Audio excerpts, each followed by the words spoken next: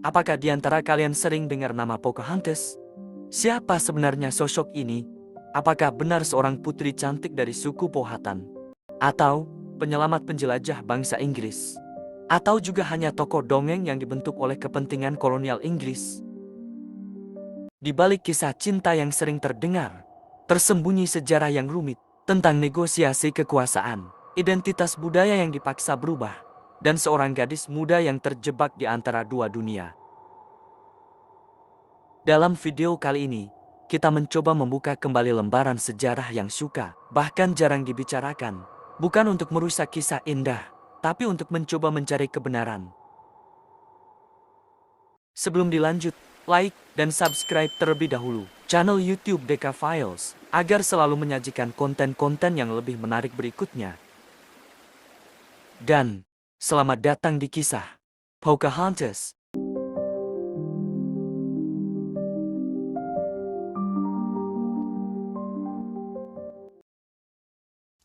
Nama Pocahontas sering dianggap sebagai simbol perdamaian antara penjajah Eropa dan masyarakat pribumi Amerika waktu itu. Ia dikenal juga sebagai putri suku asli yang jatuh cinta pada penjelajah Inggris, John Smith, dan juga menyelamatkan hidupnya.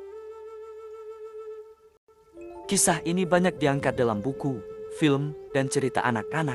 Namun, gambaran seperti ini sering menyederhanakan kenyataan sejarah. Apakah Pocahontas sebenarnya adalah sosok yang hidup di tengah konflik politik, kolonialisme, dan tekanan perubahan identitas budaya? Narasi yang terlalu romantis tidak hanya mengaburkan hubungan kompleks antara Inggris dan suku Powhatan, tetapi juga menjadikan Pocahontas sebagai simbol budaya yang dipakai untuk membenarkan kolonialisme. Oleh karena itu, penting untuk melihat kisah Pocahontas secara lebih kritis, dengan pendekatan sejarah yang memperhatikan ketimpangan kekuasaan antara penjajah dan masyarakat asli.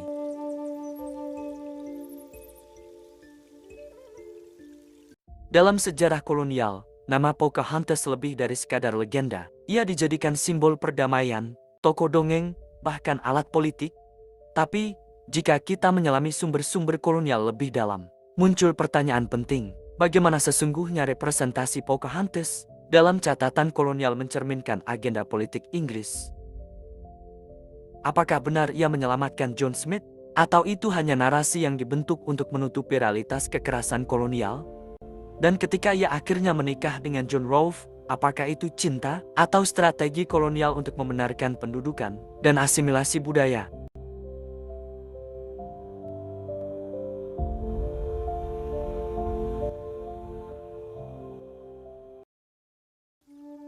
Pocahontas, yang nama aslinya adalah Manit dan Matuaka, merupakan putri dari Wahun Senacah, yang lebih dikenal oleh para penjelajah Inggris sebagai kepala suku Powhatan. Ayahnya adalah pemimpin Konfederasi Powhatan, sebuah aliansi dari berbagai kelompok pribumi yang menguasai wilayah pesisir timur Virginia pada awal abad ke-17. Nama Pocahontas mulai dikenal secara luas dari catatan sejarah para kolonis Inggris, khususnya melalui tulisan-tulisan John Smith, pemimpin koloni Jamestown.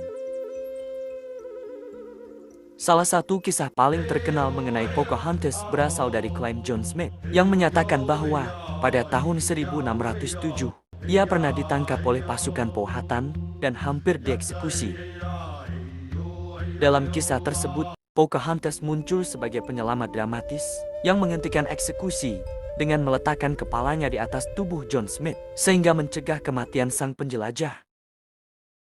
Cerita ini sudah lama menyita perhatian, baik dalam literatur sejarah maupun budaya populer.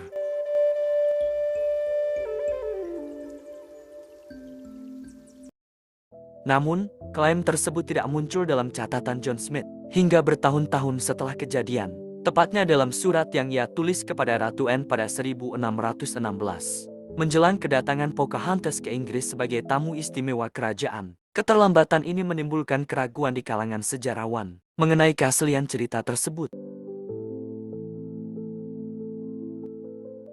Salah satu sejarawan yang mengkritisi narasi ini adalah Camilla Townsend. Dalam bukunya, Pocahontas and the Powhatan Dilemma, Camilla Townsend menyatakan bahwa tidak ada bukti kontemporer yang mendukung kisah penyelamatan John Smith oleh Pocahontas. Ia berargumen bahwa cerita tersebut kemungkinan besar adalah hasil rekayasa naratif, baik sebagai upaya dramatisasi pribadi oleh John Smith, maupun sebagai bagian dari strategi kolonial untuk membentuk citra hubungan damai dengan penduduk asli.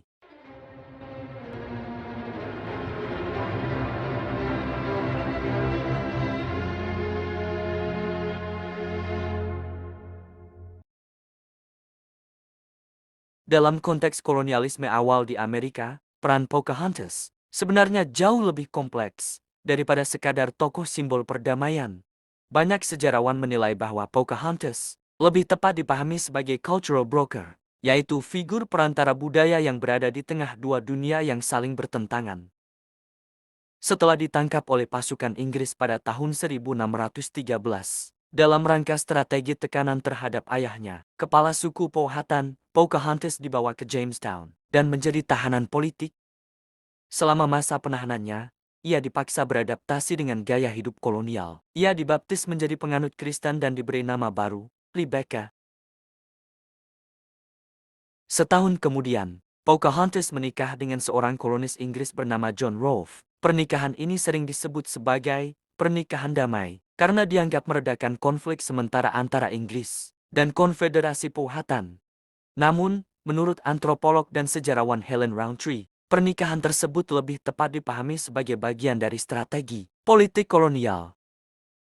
Bagi Inggris, pernikahan ini bukan hanya sekadar simbol integrasi budaya, tetapi juga alat untuk membenarkan ekspansi kolonial sebagai sesuatu yang damai dan beradab.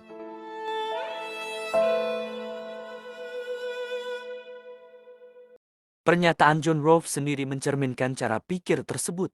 Ia menulis bahwa keputusannya menikahi Pocahontas bukan karena dorongan jasmani, melainkan demi menyelamatkan jiwanya melalui agama Kristen. Ungkapan ini mencerminkan pandangan kolonial yang menempatkan masyarakat pribumi sebagai kelompok yang perlu diselamatkan, baik secara spiritual, budaya, maupun moral.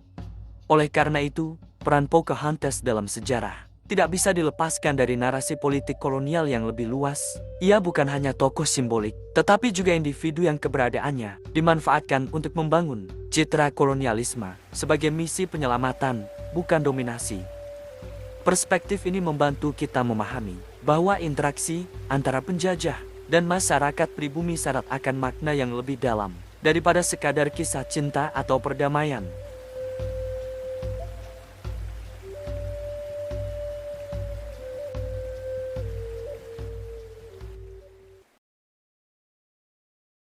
Pada tahun 1616, Pocahontas dibawa ke Inggris oleh otoritas kolonial.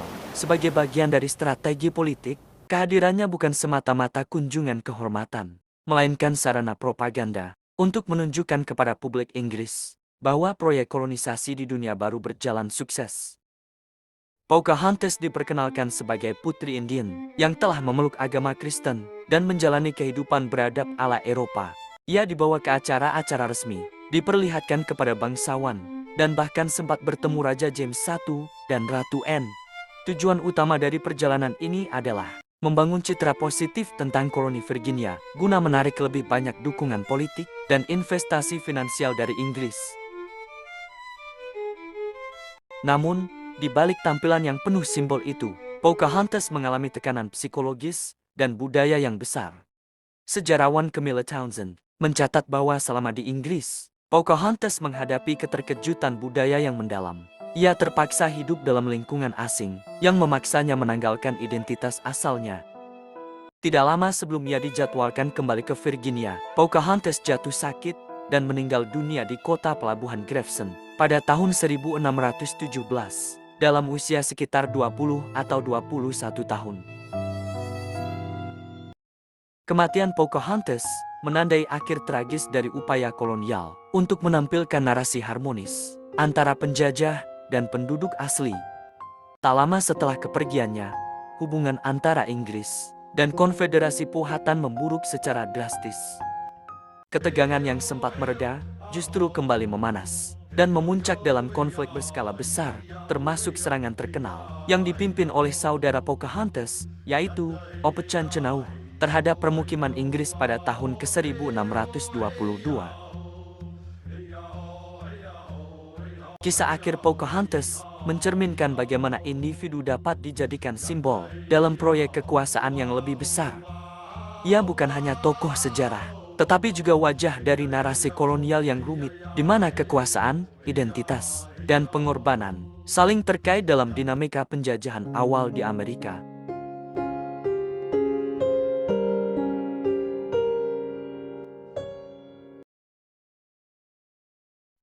Pocahontas telah mengalami berbagai bentuk penggambaran ulang, terutama melalui media populer seperti film animasi. Dalam film, Pocahontas ditampilkan sebagai wanita dewasa yang jatuh cinta pada John Smith dan secara pribadi memilih jalan damai. Namun, gambaran ini sangat jauh dari kenyataan sejarah.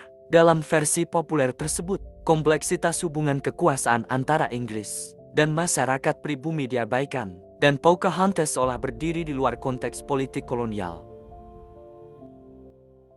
Sejarawan Rainer Green menyebut fenomena ini sebagai bentuk penjinakan naratif terhadap perempuan pribumi. Menurutnya, tokoh seperti Pocahontas dijadikan simbol eksotisme dan harmoni palsu, bukan sebagai agen sejarah yang hidup dalam realitas konflik dan dominasi.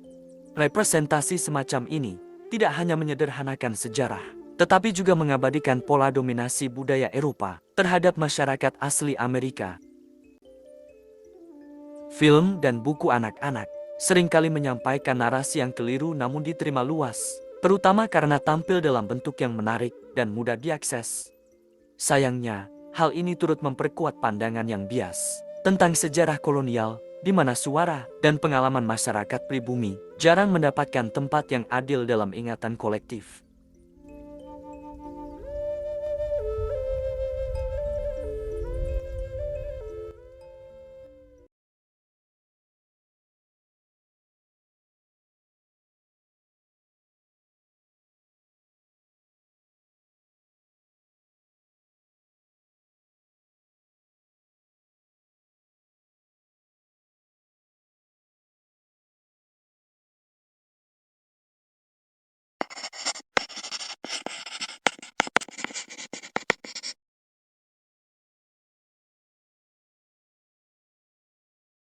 Subscribe to my channel.